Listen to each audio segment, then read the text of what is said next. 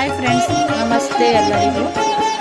ಎಲ್ಲರೂ ವರಲಕ್ಷ್ಮಿ ಹಬ್ಬ ಮಾಡಿ ಸ್ವಲ್ಪ ಆರಾಮ್ ಮಾಡ್ತೀರಾ? ಹಾಗೆ ಈಗ ಇಡೀ ಆಗಸ್ಟ್ 29 ರಾಯರ ಮಹೋತ್ಸವ ಇದೆ. ಯಾರೆಲ್ಲ ರಾಯರ ಭಕ್ತಾದಿಗಳಿದ್ರು ಅವರಿಗೆಲ್ಲ ಹೇಳೋದೊಂದೇ, ರಾಯರ ಹತ್ರ ಕೇಳ್ಕೊಳ್ಳಿ, ಬೇರೆ ಯಾರ ಹತ್ರ ಕೇಳಿದ್ರು ಕೈ ಹಿಡಿಯೋದಿಲ್ಲ. ರಾಯರು ತಡ ಆಗ್ಬೋದು, ನಮ್ಮ ಪ್ರಾರ್ಥನೆಗೆ ಉತ್ತರ ಕೊಟ್ಟೇ ಕೊಡ್ತಾರೆ. ರಾಯರಿದ್ದಾರೆ, ಸುಳ್ಳಿನ ಪರ ಜನರು ಇದ್ದೇ ಇರ್ತಾರೆ. ಆದರೆ ಕಣ್ಣಿಗೆ ಕಾಣದ ದೇವರುಗಳ ಮೇಲೊಬ್ಬ ನಮ್ಮ ಸತ್ಯ, ಧರ್ಮ, ನ್ಯಾಯ, ನೀತಿನ ಲೆಕ್ಕಾಚಾರ ಹಾಕೋಕ್ಕಿಂತಲೇ ರಾಯರು ರಾಯರ ಲೆಕ್ಕ ಹಾಕಿ ಹಾಕ್ತಾರೆ. ನಾವು ಮಾಡೋ ಸೇವೆ ಆಗ್ಬೋದು, ಭಕ್ತಿ ಆಗ್ಬೋದು, ಎಲ್ಲಾನು ಲೆಕ್ಕ ಇಡೋಕೆ ಅಂತಾನೆ ಒಬ್ರನ್ನ ನೇಮಿಸ್ತಾರೆ. ಅವರೇ ವಾದಿಂದ್ರ ತೀರ್ಥರು. ನಾವು ಏನು ಪ್ರದಕ್ಷಿಣೆ ಆಗ್ತೀವೋ, ನಾವು ಏನು ಭಕ್ತಿಯಿಂದ ಕೇಳ್ಕೊತೀವೋ ಅದನ್ನೆಲ್ಲ ಲೆಕ್ಕ ಇಟ್ಟಿರ್ತಾರೆ. ಅದನ್ನ ರಾಯರಿಗೆ ಹೇಳ್ತಾರೆ.